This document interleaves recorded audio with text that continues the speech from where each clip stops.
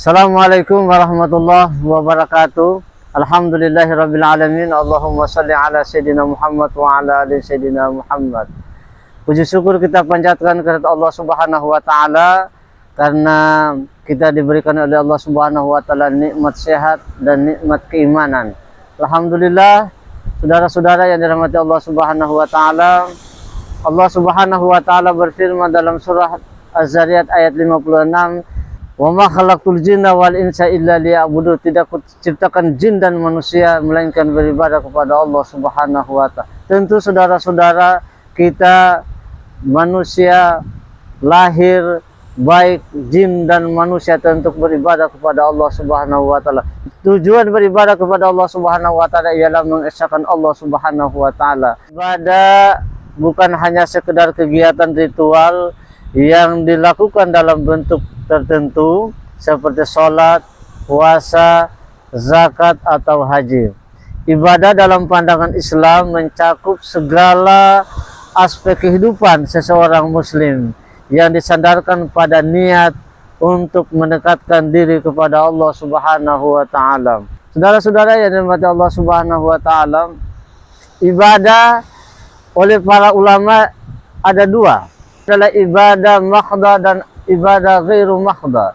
Ibadah mahdha adalah ibadah yang telah diatur syarat dan rukunnya. Contoh sholat, puasa, zakat, dan haji.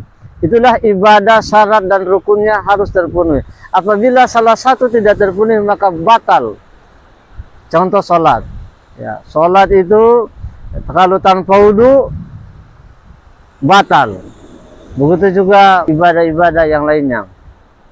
Ada ibadah ghairu mahdha, ibadah yang syarat dan rukunnya tidak diatur, namun harus mengikuti syariat Islam. Itulah saudara-saudara yang harus kita pahami.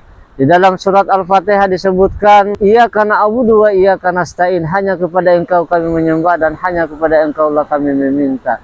Tentu kita sebagai manusia yang menjadi khalifah di muka bumi, yang menjadi ciptaan Allah, yang sebentar nanti akan dipertanggungjawabkan segala sesuatu, tentu kita harus mengabdi kepada Allah Subhanahu wa taala. Tentu insyaallah kita semua akan mendapatkan ridha Allah Subhanahu wa taala, dan ketika dipanggil oleh Allah Subhanahu wa taala kita menjadi hamba yang diridhai oleh Allah Subhanahu wa taala. Demikian apa yang boleh saya sampaikan.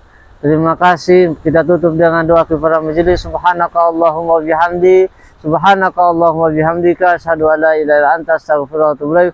Wassalamualaikum warahmatullahi wabarakatuh. Terima kasih.